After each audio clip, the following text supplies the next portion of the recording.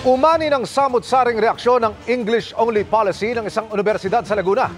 Inalis na ang post sa kanilang social media page pero nanindigan ang pamunuan ng paaralan na tuloy ang programa. Nakatutok si Salima Refran. English-only policy? Halos mauwi sa nosebleed na debate online ang post na ito ng University of Cabuyao sa Laguna. Para raw kasi maging globally competitive at world-class ang kanilang mga estudyante, isa ng English-speaking campus ang pamantasan simula ngayong Pebrero. Kaya lahat ng transaksyon o engagement ng mag-aaral, empleyado at iba pang tauhan ng paaralan, dapat English for strict compliance. Sa ngayon, wala na ang post sa kanilang social media page. Kabilang sa mga batikos sa post ang reaksyon ng Gabriela Youth na nagsabing, English only? No way! Nakababahala raw ito dahil isa itong indikasyon kung gaano kalala ang pagyakap sa utos umano ng dayuhan. Imbes umano para maging robot na mahusay mag-Ingles, dapat daw turuan ang mga kabataan na maging kritikal mag-isip.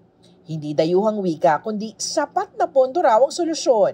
Ayon naman kay Commissioner on Higher Education o CHED Chairman Prospero de Vera III, nakausap na niya ang presidente ng pamantasan ng Cabuyao para maunawaan ang naging basihan at intensyon nito sa pulisiya.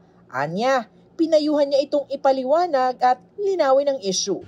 Sa kabila naman ng batikos online, tuloy raw ang pagpapatupad dito ng paaralan. Paglilinaw ng kanilang presidente.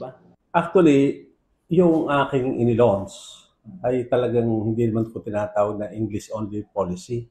Ang nilaunch kong program is for the pamantasan ng Cabuyao to be an English-speaking campus. No? Yung mas naintindihan ko yun eh. Meron ng study na ginawa ng merong declining English proficiency sa ating senior high schools.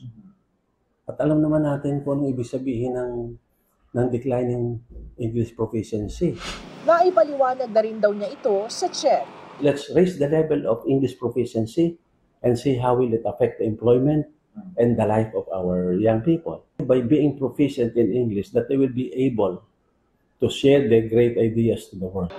Ano naman kaya ang opinyon ng mismo mga estudyante? Dapat may specific, hindi po compliance na strict compliance po ang paggamit ng English po. Kasi po, minsan tayo, pag nasa discussion na po, hindi po naman talaga direct na fluent kami sa English Kasi hindi naman po talaga, yun ang pinakaunang namin salita or gamit na wika. May i-revise lang po siguro sila sa sa policy ang ipapatupad po. Pabor naman po, it enhances our skills po to speak English fluently. Para rin po sa ma-develop yung natin professionally po. Ayon sa pamunuan ng paaralan, programa ito ng 5 taon at maaaring nilang ipatigil kung magkaroon ng hindi magandang resulta. Para sa GMA Integrated News, Salima Refran, Nakatutok, 24 Oras.